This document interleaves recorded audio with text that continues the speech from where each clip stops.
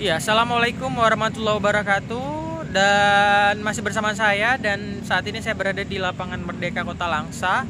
Dan topik kita kali ini adalah imbas dari virus corona. Ya, pedagang-pedagang di Kota Langsa itu apakah ada imbasnya dikarenakan virus corona? Dan kali ini kita sudah bersama dengan teman kita, ya, teman saya.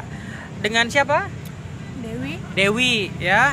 Nah, kali ini kita bakal ngomongin tentang virus corona. Nah, Dewi sebagai pedagang di Kota Langsa, itu dagangnya dagang apa nih, Wi?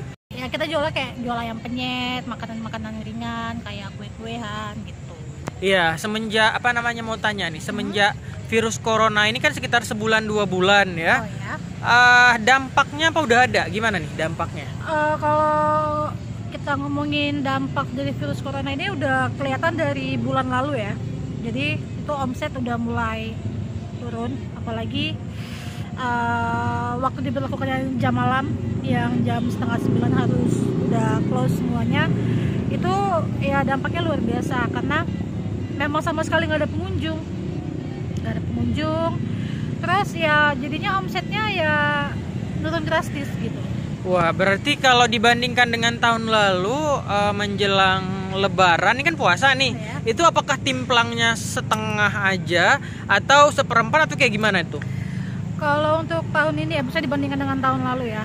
Kalau dibandingkan dengan tahun lalu itu omsetnya menurun sekitar setengah, lebih pun.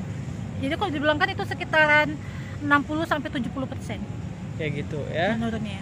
Berarti bisa dibilang semenjak virus corona ini memang sangat berdampak sekali terhadap pedagang gitu ya. Nah, setahu Dewi nih, gimana pedagang-pedagang yang lain nih? Setahu saya sih udah mulai patroli.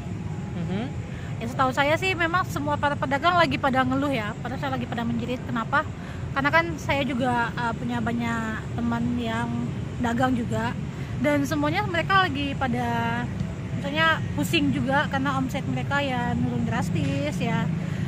Ya dampak dari virus corona ini memang luar biasa sih buat para pedagang ya.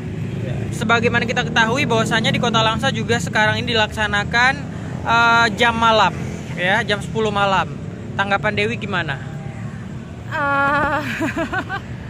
Kalau masalah jam malam itu rasanya gimana ya?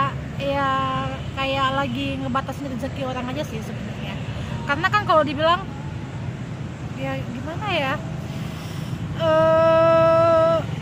Kan bisa dibilang jam malam itu untuk menjaga apa? Agar jangan sampai anak-anak remaja itu berjalan keliling-keliling yang melakukan hal-hal yang harusnya dia berada di rumah, tapi dia berada di warung kopi, akhirnya dia terpapar dengan virus corona. Jadi ini menjaga gimana? Iya sih, sebenarnya niatnya mungkin baik ya. Cuma itu tadi maksudnya imbasnya ke para pedagang sih.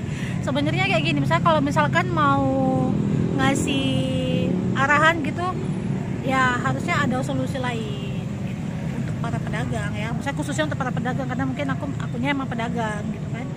Jadi aku misalnya ngelihatnya jadi kayak gimana ya? Jadi kayak nyari rezeki itu jadi makin sulit. Jadi makin sulit karena diberlakukannya jam malam itu. Iya, jadi harusnya kalau bisa jam malam itu kalau bisa nggak ada, cuman diarahkan gitu masyarakat jangan berpergian. Jadi kalau misalkan dia berkumpul-kumpul dibubarkan kayak gitu ya. Atau misalkan disarankan kayak pakai masker atau apa gitu. Masker mahal, belum lagi masker nggak ada lagi di apotek. Masih ada masker kain Chin. 4 jam doang cuman. Iya juga sih. Itu dia. Jadi buat teman-teman yang yang jual masker jangan mahal-mahal karena itu berpengaruh juga. Ya kan? Betul. Oke, sekarang kayak gini nih, harapan kedepannya nih untuk pemerintah, untuk kita semua nih menghadapi virus corona gimana? Harapannya ya semoga kedepannya virus corona ini hilang ya kan. Jadi kembali normal seperti biasa, dan ya maksudnya jangan terlalu banyak nyebarin berita hoax. Nah, karena itu buat warga Kota Langsa jadi panik ya kan.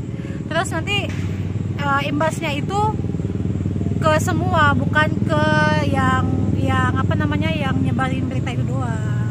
Berarti ke semuanya gitu ya. Jadi imbas di berita hoax itu ke seluruh masyarakat Kota Langsa gitu. Oke, jadi kita berharap bahwasanya virus corona ini juga bakal menghilang lah ya. Terus juga kita bisa beraktivitas seperti biasanya ya. Oke, terima kasih, itu dia perbincangan singkat ya bersama dengan teman kita seorang pedagang. Oke, sampai jumpa, terima kasih banyak.